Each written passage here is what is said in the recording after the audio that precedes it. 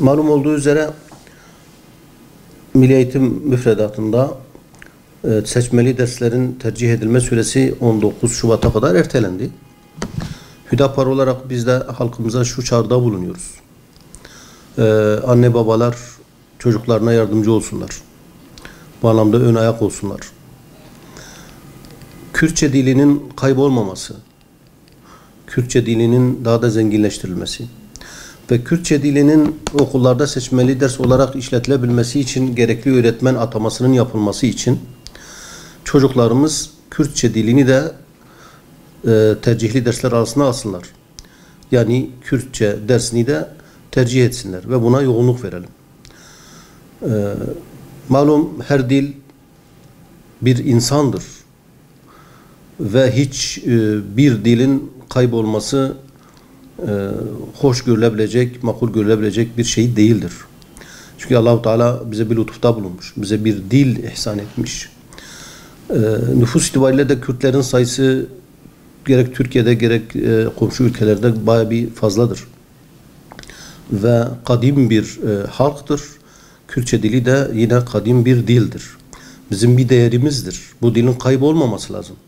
Fakat maalesef son zamanlarda çocuklarımız konuşmaya başlamakla birlikte gerek televizyonu izleme noktasında izlemekten dolayı gerek işte telefonlardan dolayı veya gerekse de artık ailelerde çok fazla önem verilmediğinden dolayı çocuklarımız hemen Türkçe ile hayata başlıyorlar. Evet, gerek Türkçeyi gerek başka bir dili öğrenmenin hiçbir zararı yok. Belki de faydası vardır ve olması da gerekir. Ancak bu diğer dilleri öğrenmekle Türkçeyi öğrenmenin yanında kendi dillerini de öğrenmeleri lazım. Hem eğitim dili olarak da öğrenmeleri lazım. Bunun için de Kürtçe dilinin de okullarda işlenmesi lazım ki, işletilmesi lazım ki çocuklarımız eğitim dili olarak da kendi dillerini öğrensinler. Kürtçe dili çok dediğimiz gibi kadim bir dil, çok faydalı, çok gerekli bir dildir ve bu dile sahip çıkmamız lazım. Kürtçe dili Kürt halkının geleceğidir, istikbalidir, teminatıdır. Yani hiçbir kavim dili olmaksızın ayakta kalamaz. Dolayısıyla Allah-u Teala'nın da bir ayeti olan Kürtçe dilinin sahiplenilmesi lazım.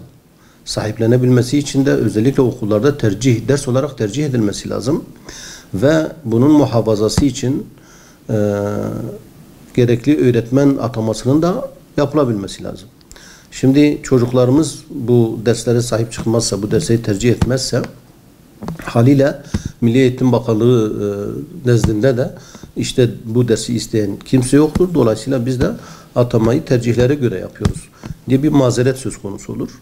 Bu mazeretin ortadan kalkması için Milli Eğitim Bakanlığı'nın da bu hususa daha fazla değer vermesi için çocuklarımızın, anne babaların da desteğiyle Kürtçe seçmeli ders olarak Kürtçe dilini tercih etsinler ve buna ağırlık verelim. Bu bağlamda anne babalara çağrımız şudur: ana dilimizin kaybolmaması, yeni yetişen nesillerimizin dillerine vakıf olmaları, dillerini öğrenebilmeleri için mutlaka okullarda seçmeli ders olarak Kürtçe dersini tercih edin diyoruz.